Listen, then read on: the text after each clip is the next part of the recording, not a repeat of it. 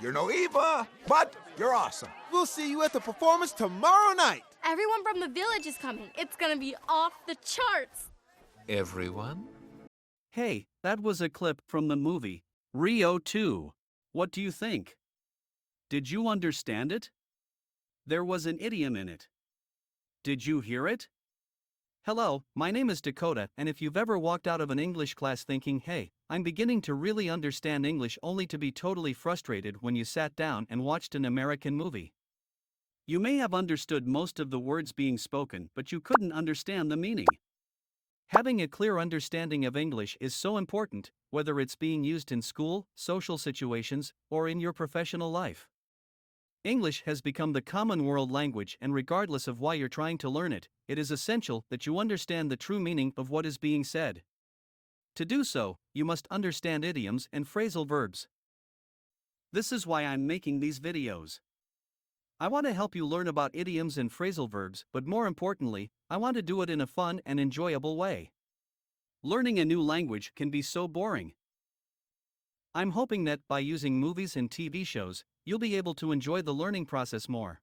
There will be 7 idioms or phrasal verbs examined in each of these videos, and there will be an initial series of videos analyzing about 100 idioms and phrasal verbs. The number of these phrases will quickly ramp up to more than 1,000 idioms and phrasal verbs as more videos are uploaded. These videos would be great for teachers as well.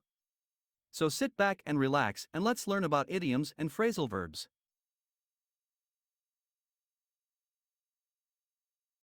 Okay, let's take a look at our first phrase. The name of this phrase is nice touch. The meaning of this phrase is to add some kind of nice detail to something.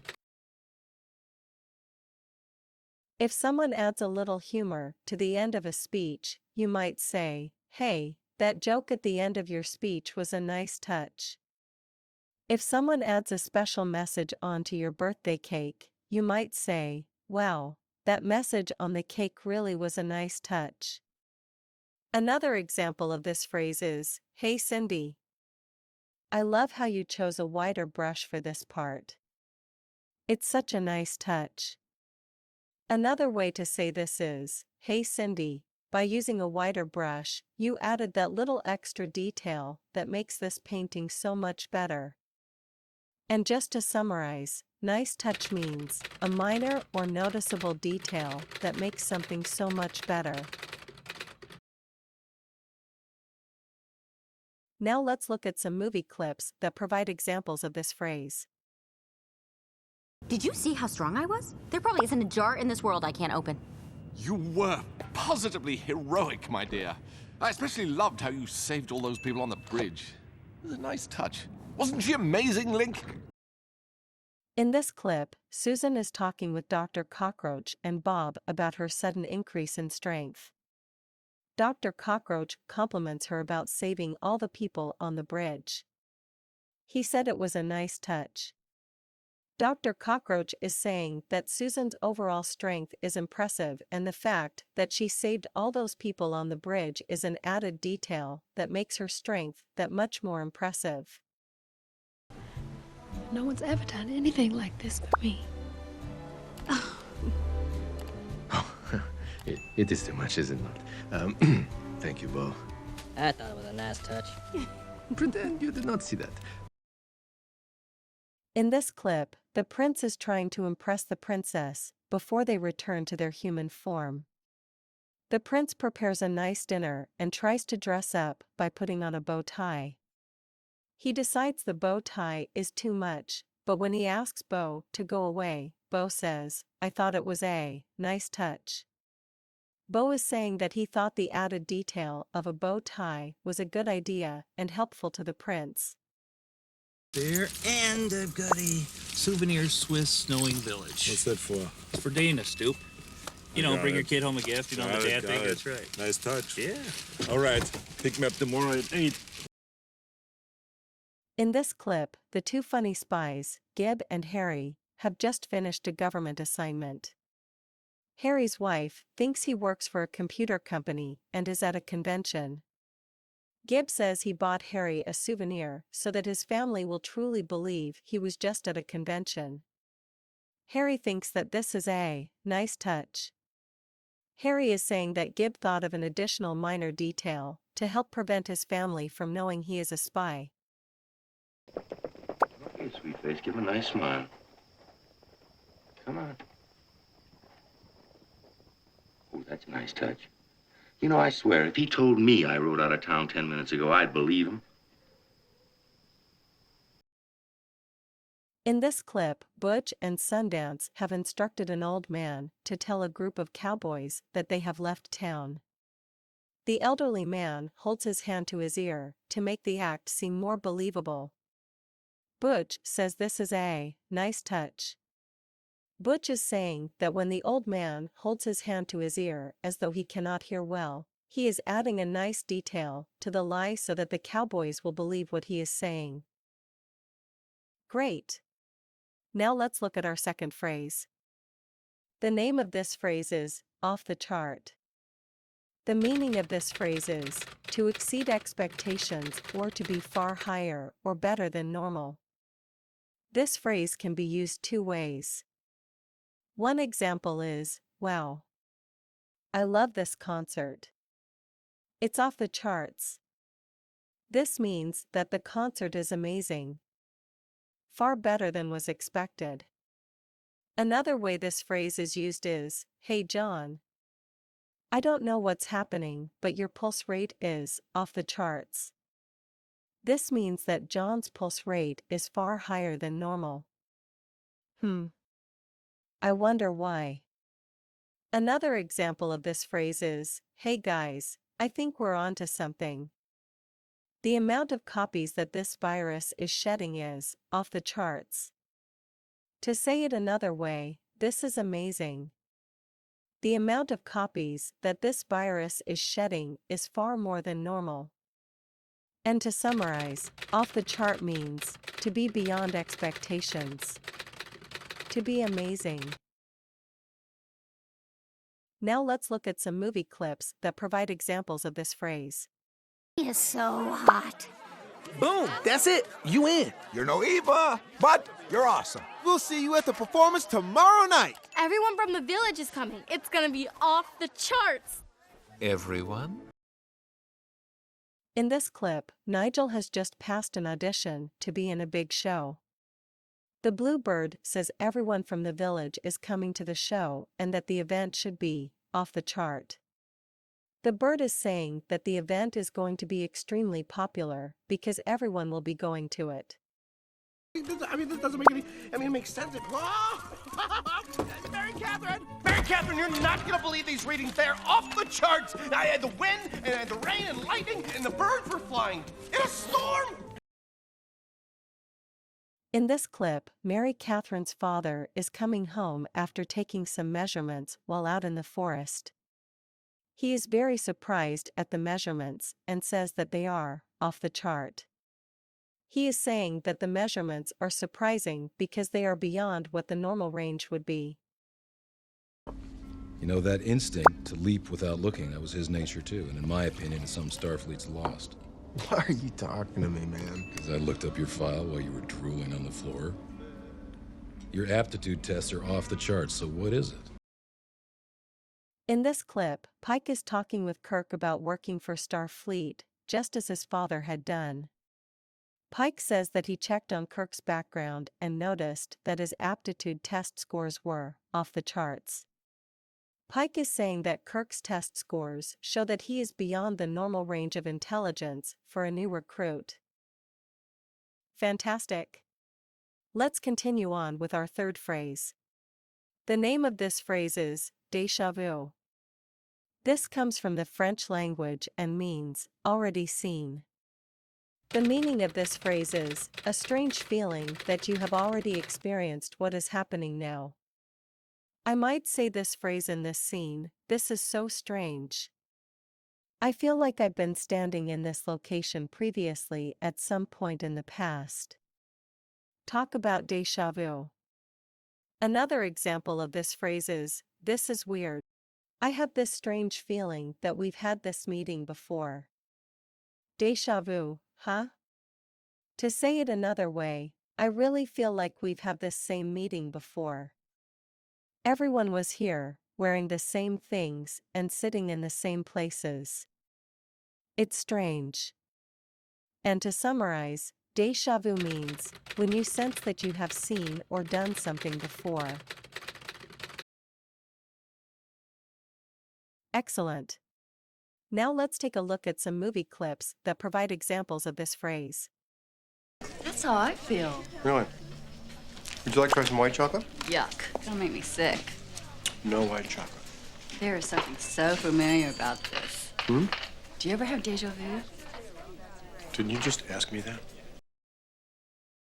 In this clip, two newscasters, Rita and Phil, are talking. Rita feels like their conversation has happened before and asks Phil if he has ever had déjà vu. Rita is asking Phil if he has ever had the feeling that he is repeating an experience that he previously had. Hey, déjà vu. What did you just say? Nothing, just had a little déjà vu. What did you see? What happened? A black cat went past us, and then another that looked just like it. In this clip, Neo tells Trinity and Agent Smith that he feels like he has just experienced déjà vu. Neo is telling them that he feels like he has just repeated an experience where he saw a black cat and then saw the same black cat again, repeating what had happened earlier. Let go! Save yourself! Come on, let go! Never! Are you crazy? Don't bring both of us down! Let go! Fly! Deja vu, Blue. Nigel! In this clip, Blue is trying to save everyone by taking a bomb away from them. Nigel is trying to catch Blue, his enemy. Nigel has tried to kill Blue many times. He says, "Déjà vu, Blue." Nigel is asking Blue if this attack feels like the same attack that Nigel has made previously. So we've now finished 3 phrases. What do you think? Are you enjoying these videos? We have more of these free videos online and we're working hard to add more each week. It takes a lot of time to create this content and we could really use your help. Please hit the like button and subscribe to our channel. By subscribing to our channel, you will be able to receive notifications whenever we upload a new video to YouTube. We really need your help. Great work! As I said, we're now going to discuss our 4th phrase.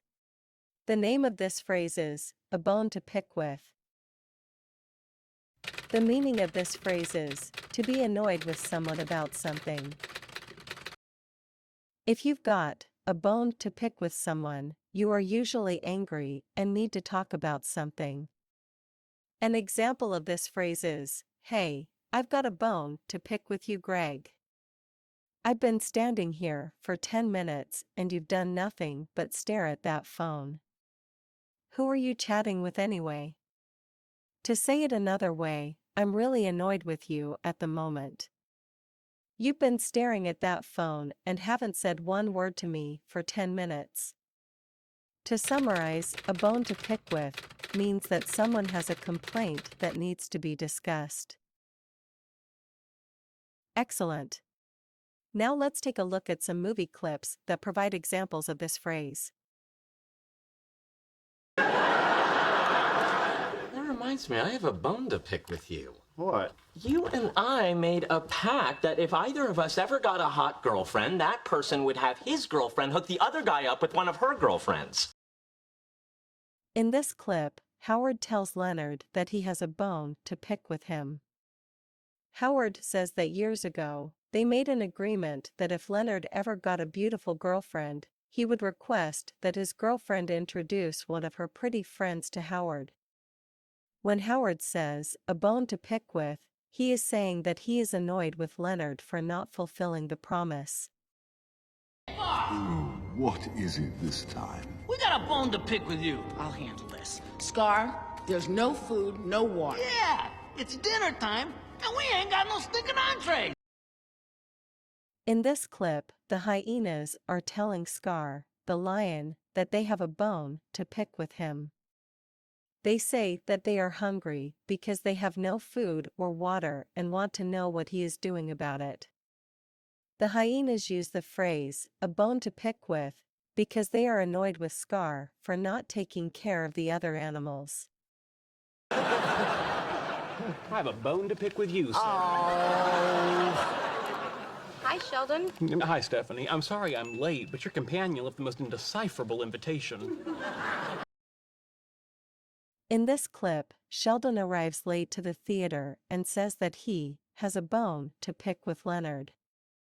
Sheldon is saying that he is annoyed with Leonard because the message that he left Sheldon was not clear. That's terrific. We're now going to look at our fifth phrase. The name of this phrase is, at the end of the day. The meaning of this phrase is, after everything has been considered. At the end of the day is used to summarize the conclusion, after all of the events that occurred previously.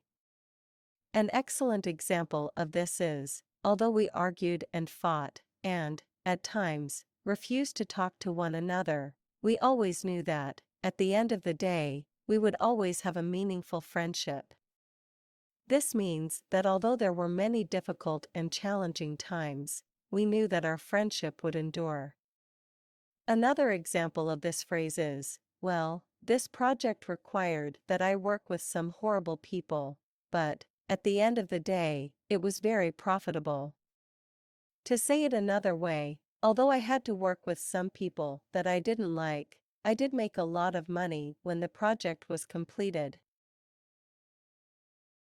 To summarize, at the end of the day means what happens after a long series of events. Excellent. Now let's look at some movie clips for more examples of this phrase. Nice knowing you, kid. I thought it was a show, not a slaughter. They're just robots, son. I thought you liked robots. I do. But at the end of the day, they're just junk waiting to happen. I know. Some of those more advanced ones from Metro City or... In this clip, Astro is talking with Ham Egg about how he is using robots to destroy one another. Astro asks Ham Egg if he likes robots.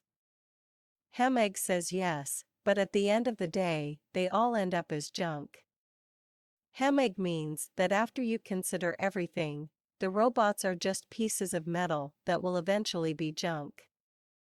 Ham Egg is saying that although he loves robots, they are not living beings and should be treated as things and not as people. Right.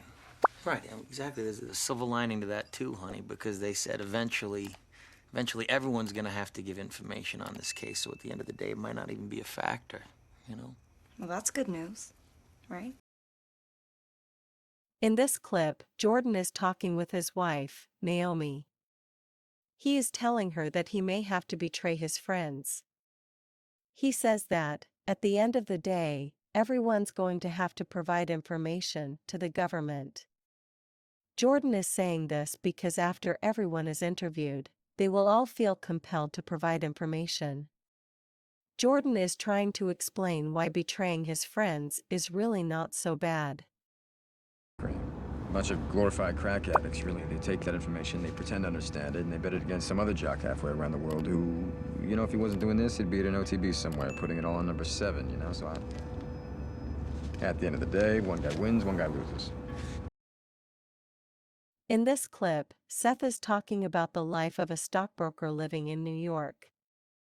He is explaining that stockbrokers from all over the world are gambling against one another and, at the end of the day, there is always going to be someone who wins and someone who loses. Seth is saying, after you consider everything, stockbrokers are just people gambling against one another. You're doing great. Let's look at our sixth phrase. The name of this phrase is, rip off. The meaning of this phrase is, to cheat or to steal. You might use this phrase when you go to a baseball game. I can't believe it. It cost me $15 to buy this little bag of French fries. What a rip-off. This means that the cost of the French fries far exceeded its value. A person feels cheated. An example of this phrase is, "Hey, look at that guy over there. He's trying to rip off that car. We should call the police." To say it another way, we should call the police because that man is trying to steal that car. To summarize, rip off means to cheat someone or to steal. Great. Now let's look at some movie clips for examples of this phrase. You know something, buddy? You're right. I'm gonna turn over a new leaf. Good for you, sir. That's the spirit. See, he doesn't really want to hurt anybody. Uh-huh. Right after I rip off this lady's purse. Of course. Now come on, lady, hand it over. In this clip, a thief is trying to take Lois Lane's purse. He tells Clark that he's ripping her off. When the thief says this, he means that he's stealing her purse. The exact meaning of rip off is to steal or to cheat. He put all his hopes and dreams into this little butcher shop he ran on the Lower East Side of New York. You know what happened?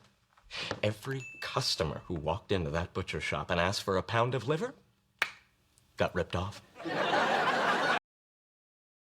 In this clip, Howard is talking to Sheldon about his great-grandfather. Howard explains how his great-grandfather owned a butcher shop and ripped off everyone that shopped there.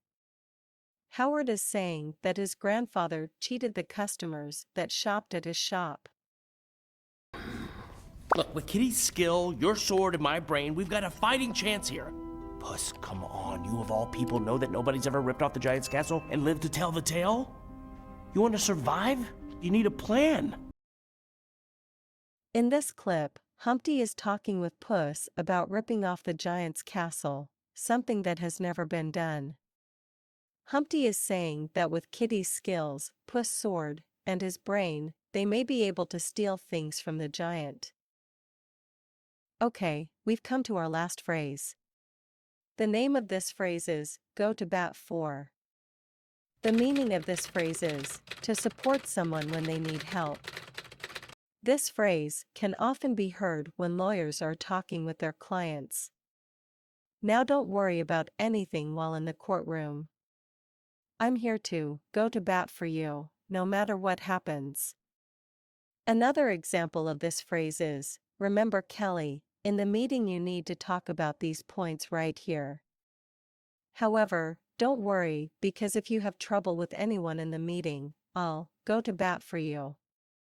To say it another way, don't worry about the meeting, because if you have trouble with anyone in the meeting, I'll be there to support you. To summarize, go to bat for means to help someone, defend someone, to support someone. Fantastic. Now let's look at some movie clips for more examples of this phrase. Oh, I'm very grateful. Then why are you locking us out all of a sudden? Well, it's been sort of rough the past few weeks, what with my cold and like that. We went to bat for you, and now you won't play ball with us. Well, after all, it's my apartment. In this clip, Baxter is talking with a group of men that he works with. The men remind Baxter that they went to bat for him, to help him get a promotion at work, that includes his new office. The men are saying that they supported him regarding his promotion and now they want him to share his apartment. Congratulations, you're sergeants again. City self-insured. Well, I thought they were going to make us president, Jesse. Thank you. And by the way, Grandpa, you're the chief one. He went to bat for you with the INS, and they're going to give asylum to the Hans. In this clip, Captain Murphy is telling Martin and Roger that they have their old jobs back as sergeants. He also tells Roger that the chief went to bat for him and persuaded the INS to give asylum to a needy family. Captain Murphy is saying that the chief supported Roger's interest in helping the Hung family. In fact, I put in some paperwork already to have his folks come down and see him. I can't do that. You want him to hit? Do it. You know the game better than most. And I'll always go to bat for you. I just want to make sure you're up for it. In this clip, Pete is talking with Gus about helping a baseball player. Pete says that he'll always go to bat for Gus. Pete is saying that he'll always support what Gus believes in because he knows that Gus is very good at his job. Congratulations, you've completed the video. I hope that you will now understand these phrases when you hear them in the future.